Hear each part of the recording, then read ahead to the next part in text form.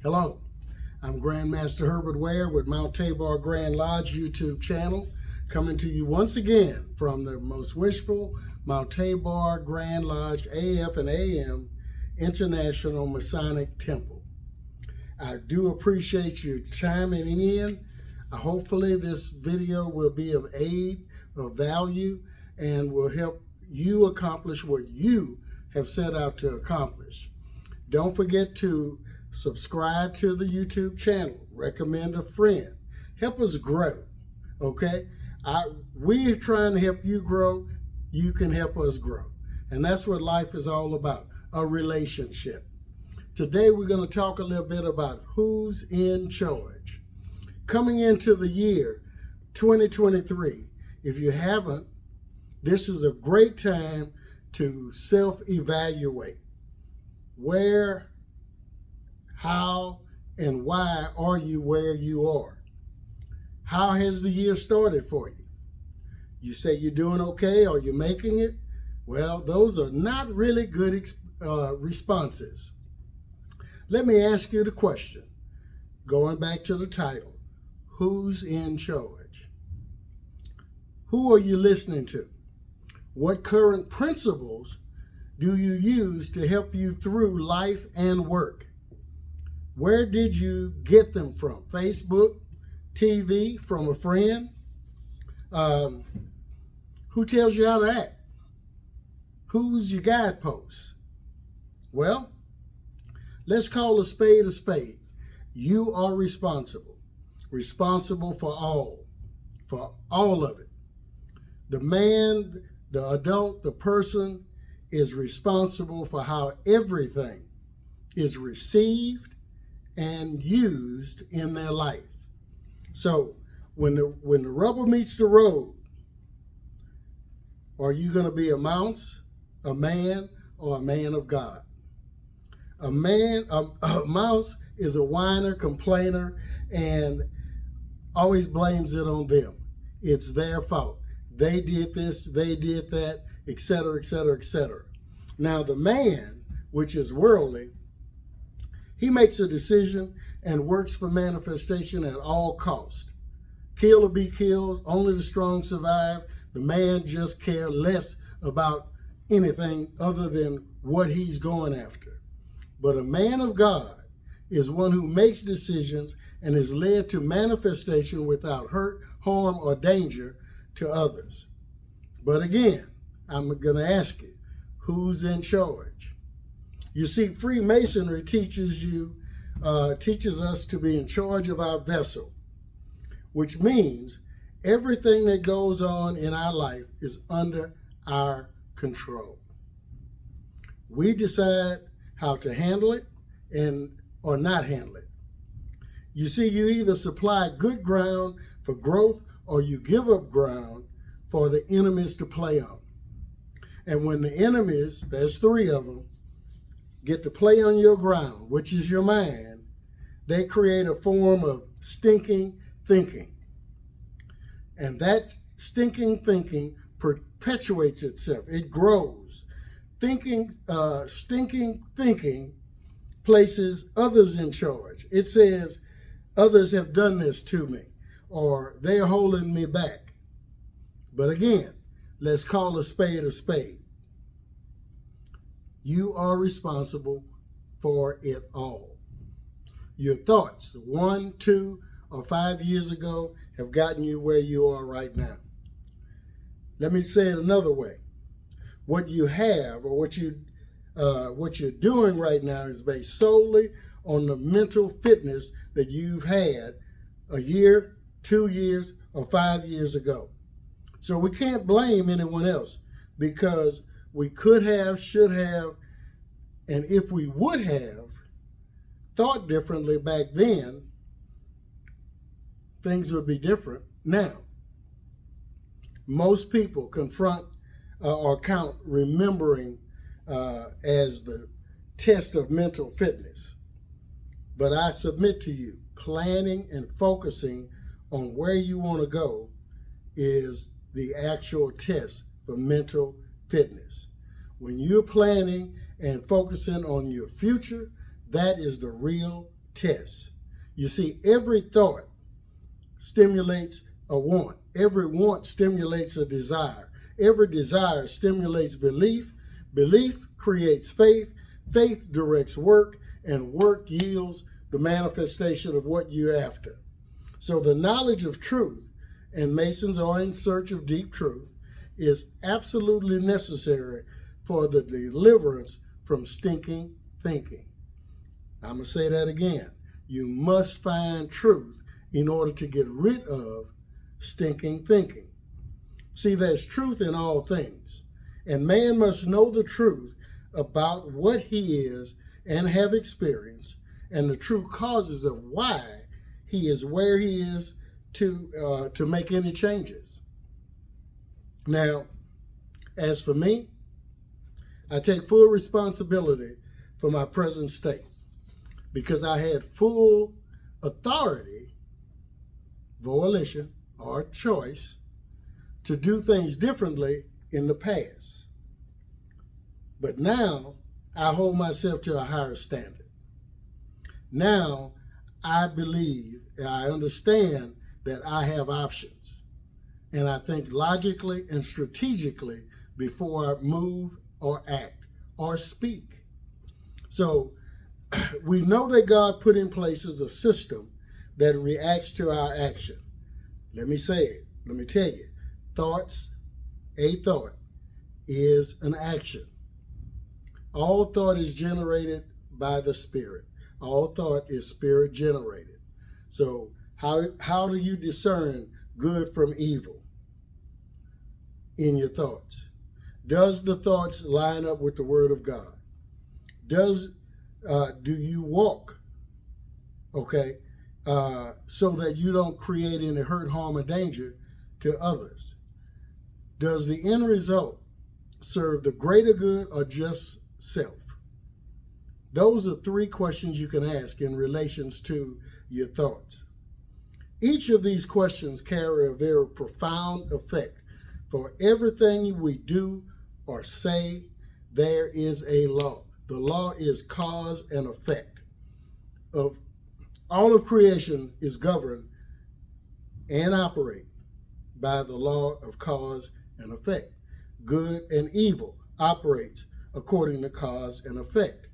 Certain causes have certain effects. Okay, let's go to the Bible, because no other book offers as much wise counsel on any and all subjects in life. 1 Kings 12, Solomon had 1,000 wives and concubines, and we read that he only had one son to carry his name on, and he was a fool. So neither wisdom nor grace runs in the blood. Okay, let me say this to you. Neither wisdom nor grace runs in the blood. What that means is, just because you're on top of your game does not mean it's going to be transmitted down bloodline to your children or your children's children. You see, Solomon came to the crown as a very young man, but yet he was wise. His son, Rehoboam, came to the crown when he was in his 40s. And actually in your 40s, you should be wise. If you're looking at from 0 to 20, you learn. From 20 to 40, you practice. So at 40 on, you should know how to get things done. But we're told, even though the temple was just a mart of learned men, wise men all around, his son, Rehoboam, was a fool. So he was unwise, and he chose not to even walk with the wise men. So it says, walk not as, Ephesians 5:15 tells us to walk look carefully then how you walk. So when I think of that, I think by walk, it means what you think, your thoughts, your words, and your deeds. And basically, we're instructed not to walk with unwise, but walk with wise men. Seek wise counsel. He chose not to seek wise counsel. And you have to get a definition. You have to come up with a definition of what wise counsel is. Who does that represent? Now, we know that wisdom does not go by age. It doesn't, is not a result of education, and it does not travel through the bloodline. Solomon's court was a mart of wisdom, as we said, and a rendezvous for learned men. But his son, who was deemed the darling of the court, was yet a fool. So it wasn't enough for him to make him wise. This is where I introduced the concept of mentorship. Everyone should have a mentor, wise counsel, that is in tune with the Word of God. Someone that can intercede for you in times of trouble or when you need good, sound advice. Psalms 1, verses 1 through 3 says, Blessed is the man that walk not in the counsel of the ungodly, nor standeth in the way of sinners, nor sit in the seat of the scornful. So when you walk with godly men, you walk with the wise counsel, and you shall be like a tree planted by the rivers of water that will bring forth fruit in your season. Your leaf shall not wither, and whatever you do will prosper. So you can see the advantages that God says exist when you're in the company of wise counsel. Here at Mount Tabor Grand Lodge, that's our aim, that's our stride. That's what we go for. That's what we want to be to all that we come in contact with, wise counsel. That is why we use the Bible as our volume of sacred law. It gives us the principles, that are needed to deal with the evils of the day. So my question to you is, what current principles do you use to help you through life and work? Where did you get them from? Who are you listening to? Facebook, a friend, TV? Who tells you how to act? What principles does your advisor or your advisors or your mentors use? You see, Proverbs 3, 5, and 6 says, Trust in the Lord in all your heart and do not lean on your own understanding. That means I should. I'll be better off if I do seek wise counsel. In all your ways acknowledge God. All of your ways acknowledge him, and he will make straight your path. Remember, God uses people to help people. So again, I send you back to that mentor, that godly mentor, that wise counsel. You see, it's important that we understand the obstacles that we face and not run from them. It's vital that we learn how to take them, transmute them into fuel to feed our fire. In other words, a lot of times we run into a problem person, and we want to get them away, take them out. Lord, please remove them from my presence. But they might be there for a specific reason, to make you stronger, to make you better, to lead you to the next plateau in your life. So you have to think logically, strategically, and then have sound principles as to how you deal with them. Freemasonry teaches you where to place your allegiance, hope, faith, and thereby neutralizing the effect of the enemies. So I recommend that you study the book of John, chapter 8, and I use a lot of times the Blue Letter Bible online, and I go to the commentary, Matthew Henry commentary. In John 8:32, Jesus offers us two benefits in following his teachings. Number one, you shall know the truth, all that is needed for and profitable for you. You'll know the truth. You'll know all that is needed and is profitable for you. Number 2, the truth shall make you free. Free from our spiritual enemies, prejudices, mistakes, and false notions. Because feelings will lead us to identify, hold, and grab on to false notions. And it allows us to act under divine command. If you've ever been in a zone, in a sports event or something of that nature, where it seems like you could do no wrong, that's acting under a divine command. That is similar to acting under a divine command. What it means is your spirit is working and your physical attributes are taking a back seat.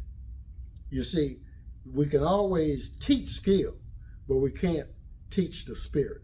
So you have to build the spirit so it acts on automatic. It moves on automatic, and it leads you where you need to be. Now, this is coming to you from Mount Tabor Grand Lodge, AF and AM. Again, we appreciate your support, your patronage. We ask that if you care to, you can donate. Simply go on the About section of our YouTube channel to simply give. Dial 281 on your cell phone, 281-524-4344, and then type give. Send that, and it's going to give you a program, a little platform there where you can make donations and help us carry this word and help others on a continual basis. We are here, okay? Our mission is to aid and assist all we can in elevating their intellectual and moral levels. Thank you very much, and see you next time.